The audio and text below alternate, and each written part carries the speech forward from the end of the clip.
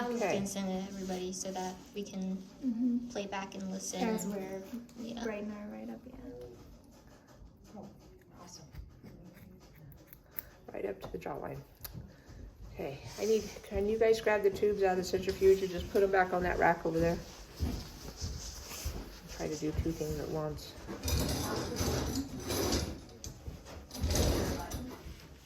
Just see the top?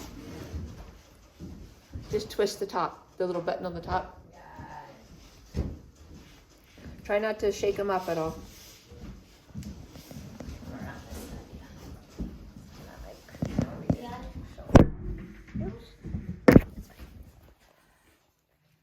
Okay, all I'm doing is reflecting the skin back from the muscle by separating the fascia using my blunt probe.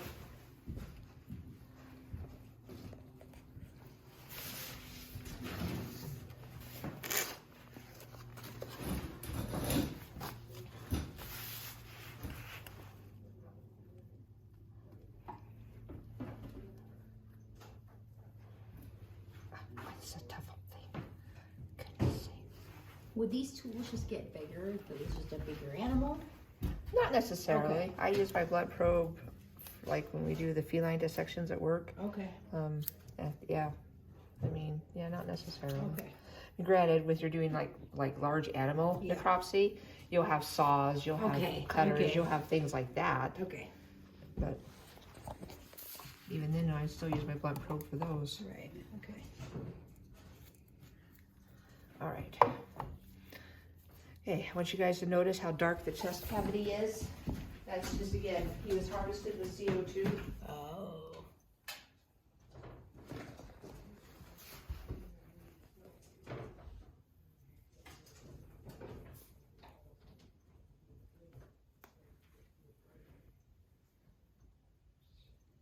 They put him in a box for them? I've only just seen one. Yeah. Chamber. You just shove a mask over their heads and knock You them need out to for- set a timer for 10 minutes.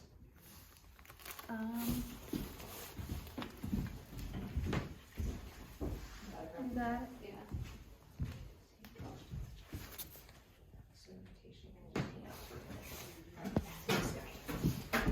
Now, okay, if you look here, let me get this one a little better. This line right here, this is called the linea alba. It separates the right side from the left side of the abdomen, and it's just a nice landmark because we're going to use the linea alba to open up the abdominal muscles. We're actually cutting up the rectus abdominis through the linea alba. And then I will go down the obliques, the external, internal, and transverse obliques to expose the abdominal organs.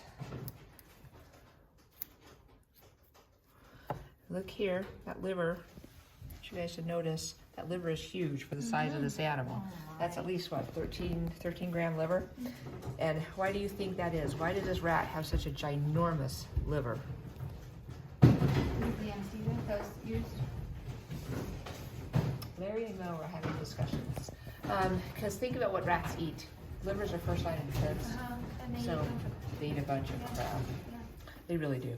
And so they got a huge liver to help keep them safe, right? Okay. All right, and then this guy's got a lot of subcutaneous fat. We're going to expose the testes here so you can see the epididymis. Come on, get your testes out. Okay, get on in here. His stomach is full.